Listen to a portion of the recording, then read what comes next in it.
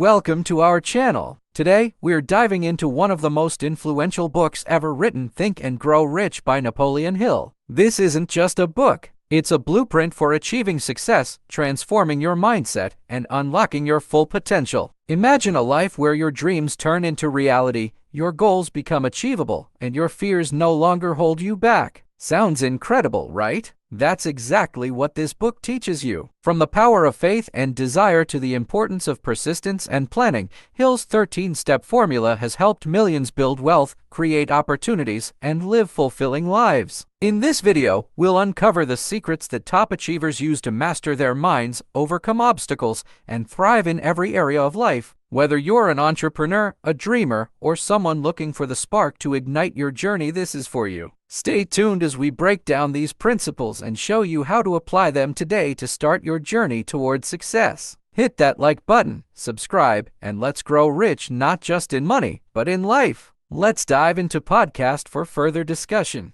Right, diving in. I gotta say, the stuff you sent over for this deep dive on Think and Grow Rich, it's like a treasure trove.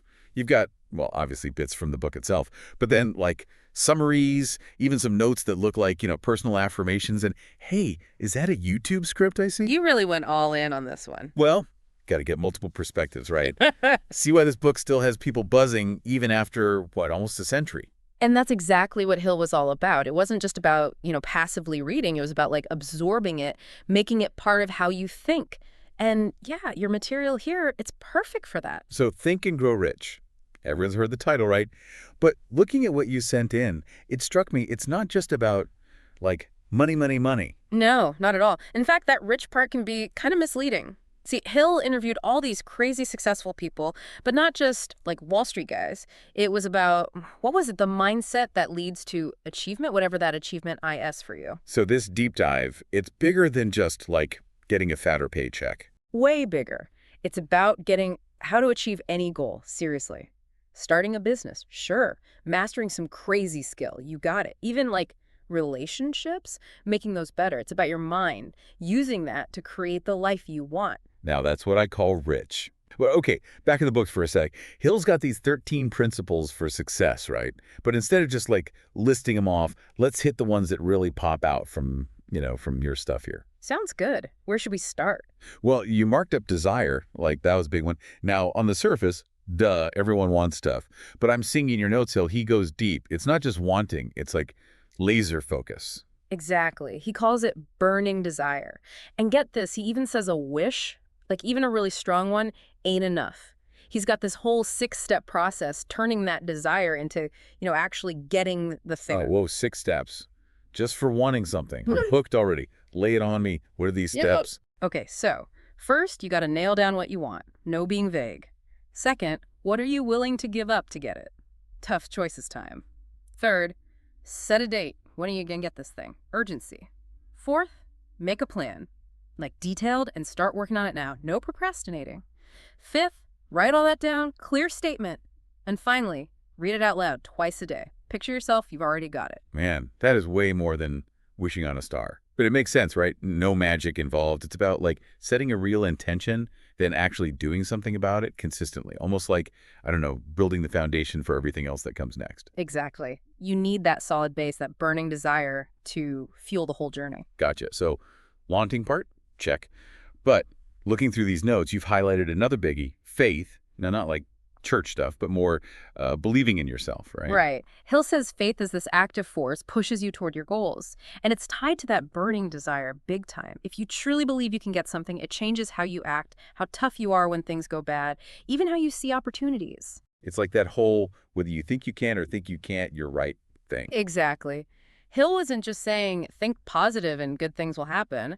It's about believing you can figure things out, get over those hurdles, stay on track, even when it gets tough. So if desire is the fuel, then faith is the engine, keeping us moving forward. Love that analogy. And speaking of keeping things moving smoothly, gotta talk about the principle that really grabbed you. Auto-suggestion. Yeah, this one, it's like it connects to all that self-help stuff today. But your notes here, Hill was talking about this ages ago. So what's his angle? He said it's how you influence your subconscious, that deeper part of your mind by repeating thoughts, ideas over and over. Like if you feed your mind all this positive, success-oriented stuff, you create the right mindset to reach those goals. So more than just thinking happy thoughts, it's about like actually changing those deep down beliefs we have, Right. reprogramming our brains for success. You got it. And he wasn't just about the theory either. He loved practical techniques. Look at those affirmations you wrote down. Classic Hill. Visualizing yourself already achieving the goal, that was big for him too. Okay, so we've got the desire fuel, the faith engine, now auto suggestions like the steering wheel keeps us headed the right way, but we still got to know where we're going, right? You got it. And that's where specialized knowledge comes in. Hill was adamant success takes more than just general knowledge. You got to have expertise in whatever you're going after. Right, makes sense. Especially back then, things changing so fast, all this new tech. I bet the guys Hill interviewed, like Henry Ford, they were changing the world with their specialized knowledge. Ford's the perfect example. He didn't just know cars, he reinvented how you even make them. But Hill's point, it applies to anything. Be a master of your craft, whatever that craft is. So more than just good grades, it's about always learning, finding mentors, being the best at what you do. Precisely. And that mastery, it takes more than knowledge. It takes that spark of creativity, which leads us to the next principle. Well, hold on. Perfect cliffhanger moment, right? Got these 4 foundational principles down: desire, faith, auto-suggestion, specialized knowledge. Next time, we'll see how those principles get put into action when we dive into that creative process. I'm game. But until then, think about which of these principles, which one really grabs you? Where do you see the biggest chance to grow, in your own life? Okay, so last time we were talking about how, you can have all the desire, the faith, even the knowledge, but you still need that extra something, right? That spark. Mm-hmm. Which brings us to, well, your notes here say imagination, another one of Hill's big principles. And it's not just about daydreaming, though. Hey, sometimes that helps too, right? Hill saw imagination as like the engine of innovation, being able to look beyond what's right in front of you, coming up with new ideas, new solutions, new ways of doing things. I'm looking at that YouTube script you sent, and they call it, get this, the workshop of the mind. Pretty cool way to put it, I think. Yeah, it is. Hill actually talked about 2 kinds of imagination. There's synthetic imagination, that's like taking existing ideas and mixing them up in new ways. And then there's creative imagination, which is, well, coming up with totally original stuff. So, like, synthetic is remixing a song, and creative is composing a whole new symphony. Nailed it. And for Hill, both were essential for success. He believed that by, really working on our imagination, we tap into all these potential solutions, all these possibilities. It's funny because in your notes, you actually connected imagination to problem solving, not just, inventing gadgets or whatever. And that's key. Hill was convinced that every problem, every obstacle, it's actually a chance for a creative solution. He even said, the bigger the problem, the bigger the potential reward. Okay, so we've got this killer idea brewing in our imagination thanks to all those principles we talked about before. But an idea is just an idea until you, do something with it, right? 100%. And that's where organized planning comes in, which, judging by all your notes and highlights, seems like a principle you're really into. Busted. Can't deny it. I'm all about the lists, the outlines, that whole deal. But Hill, he takes this to a whole other level, doesn't he? Oh, yeah, for sure. For Hill, organized planning wasn't just like your daily to-do list. It was creating a whole roadmap for reaching your goals. He even lays out steps for how to develop a plan, figuring out your resources, deadlines, breaking it down into clear action steps. Like building a blueprint for success, brick by brick. And speaking of building, that makes me think of another principle you marked up, the mastermind. The mastermind. This is one of Hill's most unique ideas, and it's still around today. It's all about collaboration, surrounding yourself with people who are on the same wavelength, who can support you, challenge you, and help you actually reach those goals. Like that saying, if you want to go fast, go alone. If you want to go far, go together. Exactly. Hill's whole thing was, by combining the brain power, the experience, the energy of a mastermind group, you can supercharge your own potential and achieve things you never thought possible. And honestly, this is even truer today than it was back then. No kidding. Look at all the online communities, networking groups, mentorship programs. It's like the modern version of Hill's Mastermind. It really shows you how powerful human connection is. We're not meant to do everything solo. By working together, sharing what we know, helping each other out, we can achieve incredible things. So plans in place, mastermind assembled, ready to roll. But let's be real, even the best plans, they can go off the rails. Life happens. That's where Hill's principle of decision becomes crucial. He was big on taking action, making decisions. He noticed that successful people, they tend to decide quickly and then stick to it unless there's a really good reason to change course. I can see how that connects back to the burning desire we talked about earlier. If you're truly passionate about something, the decision to go for it, it becomes like obvious, almost instinctual. Exactly. And Hill, he thought indecision was like a huge roadblock to success. Leads to procrastination, self-doubt, missing opportunities. So it's not about making the perfect decision. It's about deciding and then moving forward no matter what. Yep. It's about trusting your gut, taking risks, but calculated ones, and learning from both your wins and your losses. And speaking of bouncing back from those setbacks, that takes us to the principle of... Hold up. Another cliffhanger? You're killing me. Seriously, though, this is a good spot to pause. We've covered imagination, planning, the mastermind, and making decisions. Next time, we're tackling those inevitable challenges and seeing how the rest of Hill's principles can help us not just survive, but, thrive. It's going to be quite the exploration. Until then, think about what we've talked about. Which of these principles really speaks to you? And how can you use them for your own goals, what you want to achieve in life? Okay, so we're back for round 3. We've covered a lot in this deep dive, from like that fire in your belly desire to, building your own success squad with the mastermind. But let's be real, getting to where you want to go, it's rarely a straight shot, right? There are going to be bumps in the road, detours, times when you feel like you're going in circles. That's where the real test is, right? And that's where, looking at your material, you really went deep. You got those excerpts from the book itself, but then right next to them, it's like your own personal notes on handling setbacks, man. Like you were reading my mind. So persistence, one of Hill's big principles. Yeah. Sounds simple, right? Don't give up, keep going, all that. But there's got to be more to it than that, right? It can't be just like gritting your teeth and powering through. Oh, there's way more to it. Hill, he saw persistence as like more than just being stubborn. He called it, what was it? The sustained effort necessary to induce faith. So it's about consistently using all those principles we've been talking about, even when you hit those walls, when you get discouraged. And your notes here, you highlight this idea, persistence being a habit, not just something you got to force. Exactly.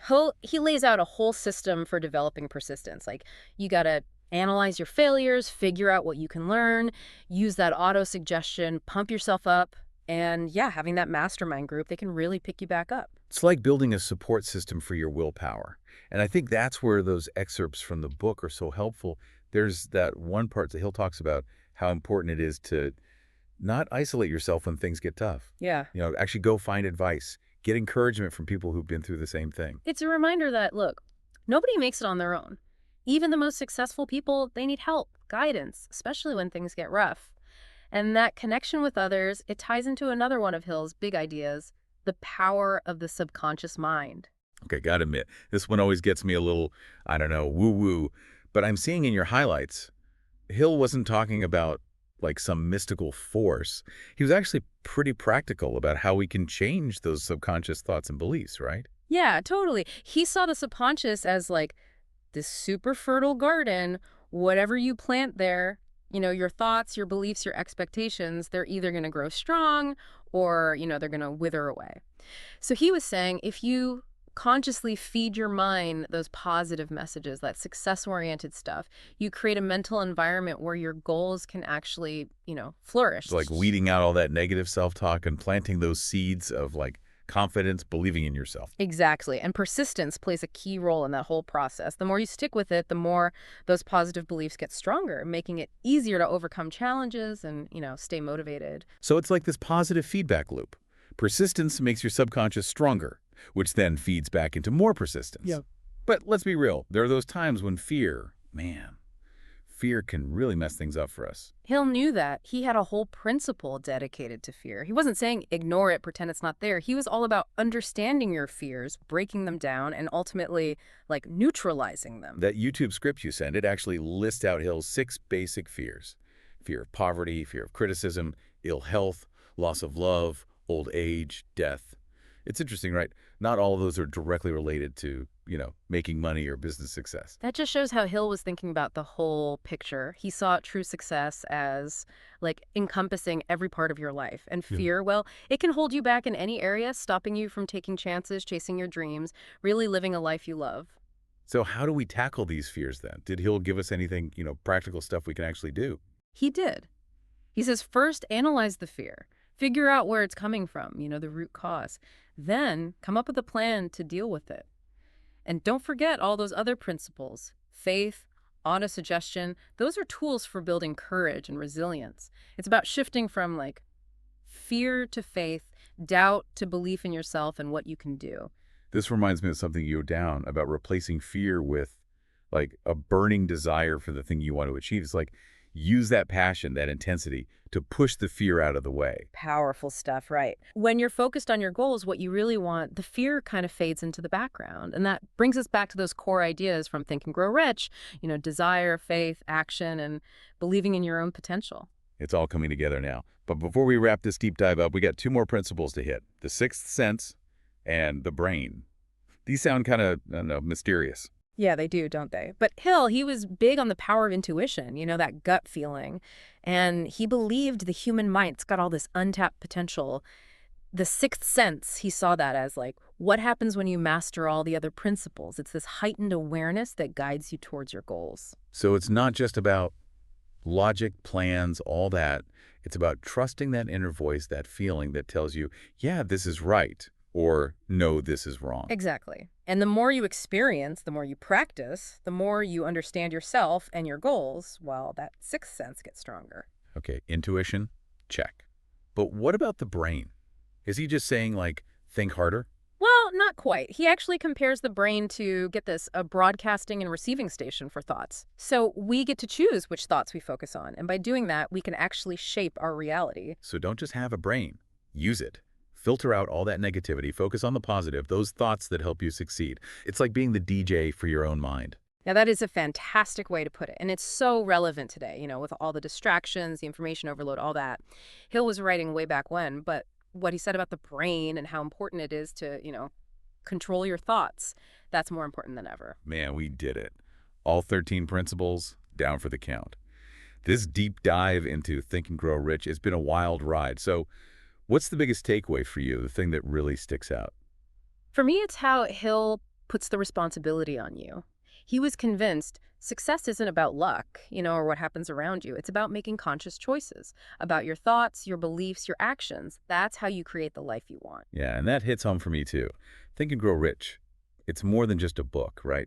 It's a call to action, a challenge to take charge and create a life that's, well, rich in every sense of the word, meaning purpose, fulfillment, all of it. And hey, who knows? Maybe someday someone will be doing a deep dive into your story, inspired by the principles you decide to live by, starting today. Now that's a thought worth holding on to. Thanks for coming along on this deep dive, and remember, the power to create the life you want, it's all right there inside you.